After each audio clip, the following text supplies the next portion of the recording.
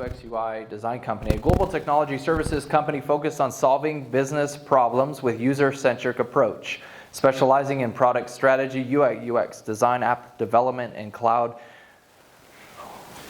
Hold up. Sorry. Cloud platforms. They partner with leading technology providers and work with Fortune 500 companies. He has just recently exited his company. He's currently on an earnout right now, but let's give him a round of applause for getting to the finish line here. Thank you, David. Thank you. I don't know, does this work? Yeah, you got your mic right there. All right. Awesome. So I think a part of the things that we create here with this environment is, one, an environment of inspiration. We believe that you guys have to inspire from one who's been there and done that. And I know based on our previous phone call that you shared a few things. You're like, well, I know what I could share for them not to do. But share with us a little bit more about yourself, about where you're at right now, and then we'll get into your deal. I guess I'll start from the beginning. Yeah. I moved to San Diego when I was 15, so I've been here ever since. Went to college at USC, got 2 engineering degrees. First job was at General Atomics, right across the street, as a scientist, working on nuclear fusion. And that's actually where I learned how to do software development. So when stuff blows up, that's my fault. But no, quickly after that, the fusion program, which still, as you can tell, doesn't exist anywhere.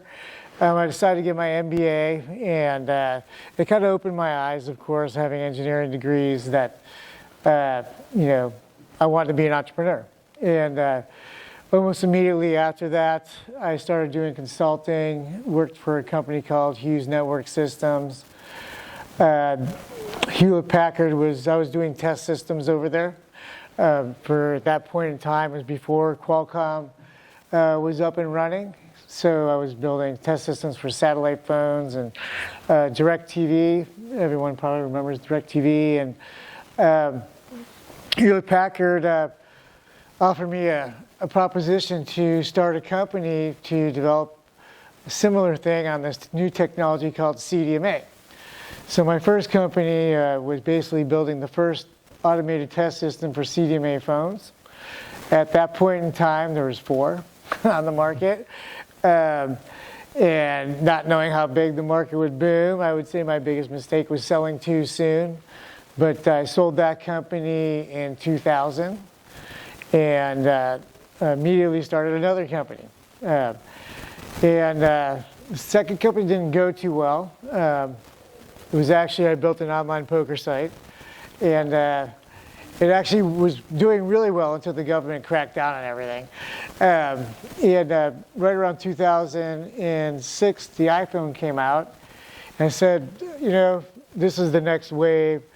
So I started a mobile development company, and it wasn't too far into it that I realized that, hey, I need to build scalable back ends. And at that point in time, AWS was the only cloud service provider out there. So fast forward through many sorts of technologies. I've been doing this, since 2008. We grew to 9.8 million and got acquired in April of this year. I think most of our growth was based on the fact that when mobile phones first came out, I think prior to that, almost every piece of software was designed by a software engineer, and it was all horrible. And when mobile phones came out, it really kind of spawned this whole user experience, user design, graphics design kind of mantra and that's how we grew. I mean, clients were like kids in a candy store. They're like, yes, this looks great. Let's go. That world has kind of transitioned recently, I think, to where now, everything is becoming more, let's do web first than mobile first. It really depends on the product, of course. But anyhow, that's how we got to where we were. we got acquired by a company called Itility. They're based out of the Netherlands. And their focus has been entirely data, AI, and managed cloud services. So they do very, very high-tech AI down at the machine level, manufacturing systems. Their managed services for the cloud, they're with enterprise companies like Marvell, NXP, ASML, AWS. And so we kind of combined ourselves together so that we kind of had a full ecosystem. We're still combining. That's kind of been the challenge, I think, so far is actually merging the companies, and it's probably going to be another year before everything comes one company. We're still operating under two brands. But yeah, it's been That's good quite insight. right.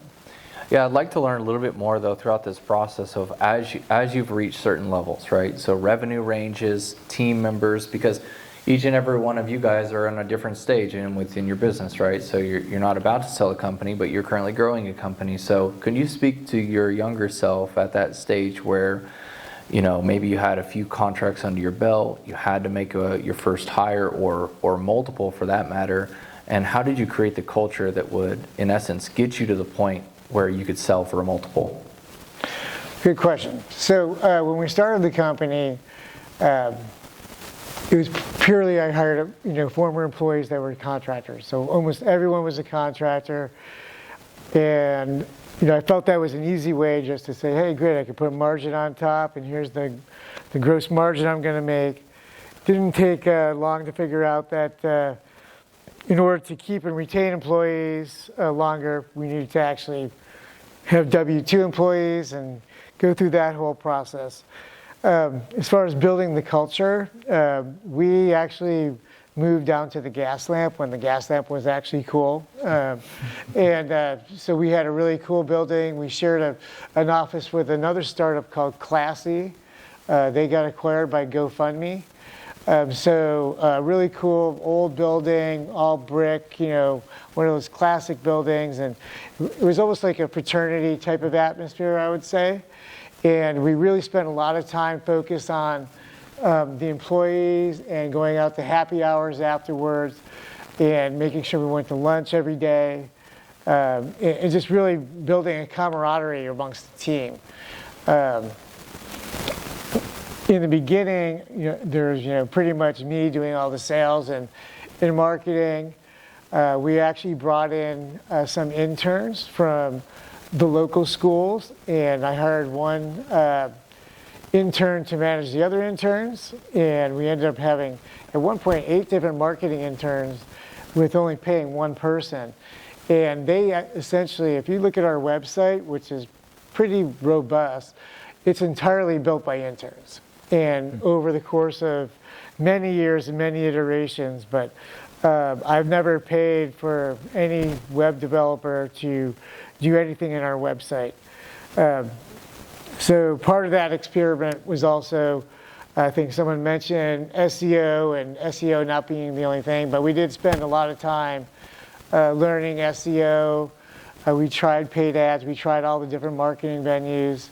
Found out for our industry at least, services, SEO seemed to be the best route to go. Yeah, there you go. Now we're also transitioning to focus on some of the AI stuff as well. I got a question too, yeah, about just the value of the company that you, in essence, you eventually sold, but also now when you had gotten to the very point where one would want to purchase the value that you've created over the years, how did that conversation go? And then also, what were some of the most important things that you needed to get ready for your company to actually make that transition? Well, I always told myself I was going to hold out to $10 million before I sold. That was kind of like my threshold. I got approached by companies when I was downtown, early stage, wanting to acquire us for at less than half of that. But I'm sorry, I'm not answering your question correctly. Once we got to the stage where we said, okay, now's the right time, that really happened when a bunch of brokers came to us. So I got 5, 10 people, different all saying that they have companies that want to acquire similar companies to ours. And I said, okay, well, now's the time to do it. I went through that process twice, and I can tell you right now that the most painful thing is going through due diligence. That process, more than 6 months, and if I could give anyone any recommendation, would be before you even get to that point or talk to people, start building out your own portfolio of due diligence documents. Everything from every contract you've ever signed, all your financial statements, put them all into some shared drive. And then when someone comes to you, send them a link. Because otherwise, they're all going to ask for the same thing. And taking control of that just made life the second time so much easier. Because the first time around, it caused, because I was pretty much knew everything about the company, there was not many other people that could go through that process. Mm-hmm. It, took my time to do sales and operations in the business, took about 35% of my time away. So, you really have to prepare way ahead of time for that, because that process is not fun. Timeline of preparation, could you give us a ballpark? And I'm sure it's probably different for different businesses and different services or whatnot, but do you have a ballpark timeline that you would recommend? I would just be collecting everything as you go. Yeah. Okay. Every tax year, make sure you put everything in a folder, get your bank statements, just export them as you go, so it's not one big thing at one time. Just do it at the end of every year, kind of when you're doing your taxes. Oh, great, now I'm going to do my financial statements, my balance sheets, and I'm going to put them all into a folder and keep them all separate. I'm going to have all the contracts I signed for that year. Just do it methodically every year, so when you're ready to go, it's super easy and super fast. Otherwise, you're going through, for me, it was 17 years of, getting everything together, which took forever.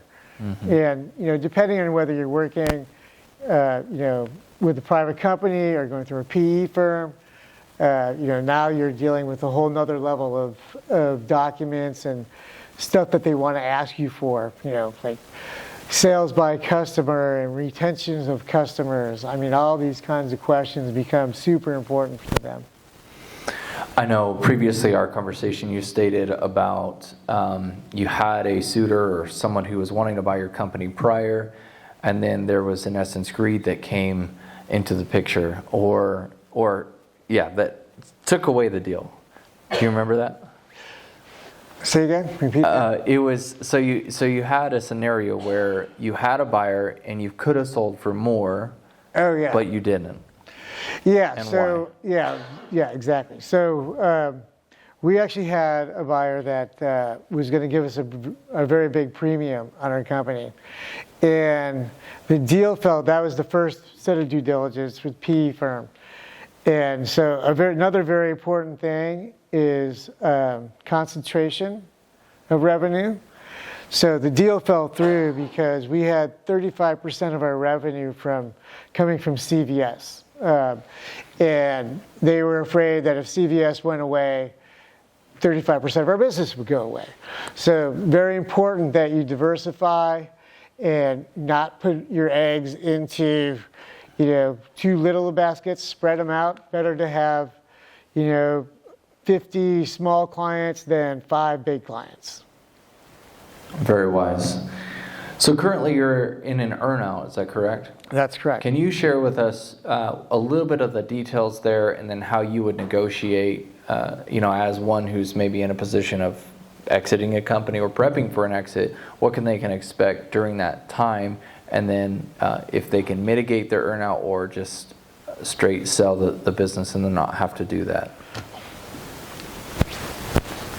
Well, I'm not sure mitigating an earnout is in today's. Okay, got it. Yeah, I think that's going to happen anytime. But the leverage is everything else they put in the purchase agreement. I basically was able to rip out employee retention, gross margins on future sales.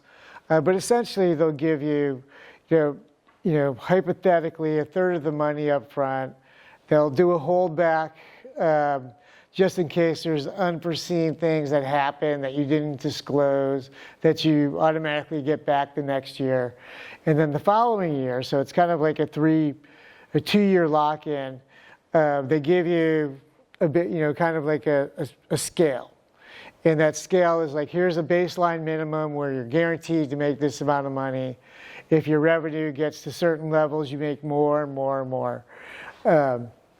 And then you have to negotiate your employment agreement as well. And, for that, well, I'm a sales guy, so, I want commission.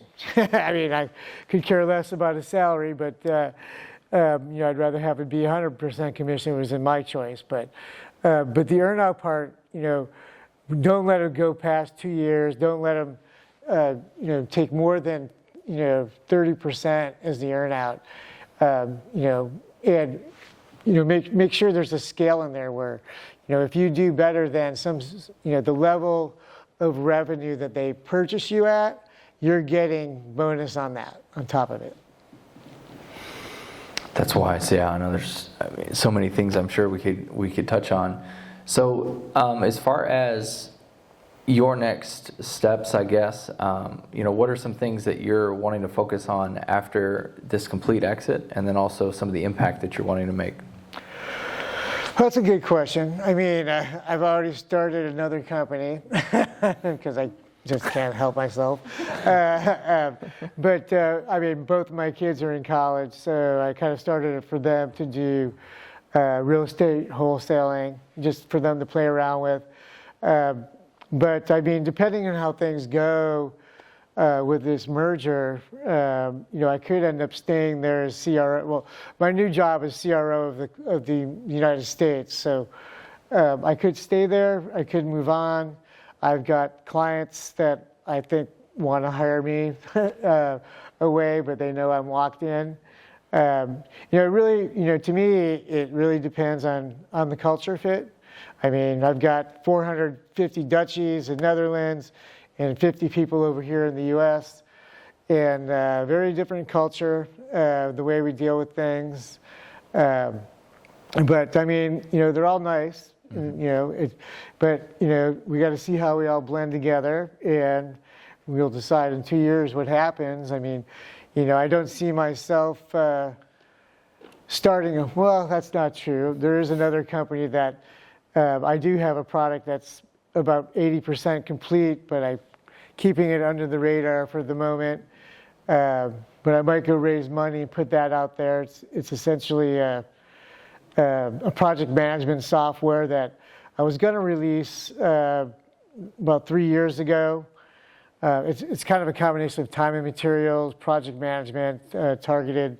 If any of you guys use Harvest or things like that, it's basically a superset of that. And that's a SaaS product. And right now my goal is to use that as a baseline for winning new business, because there's a lot of companies out there that need custom solutions, and I've got 85% of that complete. So I'm kind of using that right now as a baseline with the knowledge that I can own the IP of everything. Very wise. Well, what's the lasting word of wisdom that you would give to somebody who's either looking to exit their company and create value within their business? What would you leave us with today for that? I mean, obviously the number one thing is sales growth. So you need to show continual sales growth and a good strong EBITDA. I would say 15%. And yeah, as long as you have 15% EBITDA and you're meeting the minimum. Every buyer is different of what they're looking for. Some buyers are looking for a $5 million company. Some are looking for a $20 million company. But the earnings growth and the EBITDA number being consistent is the most important thing. Awesome. Well, thank you so much for joining us today. Let's give Marc a round of applause.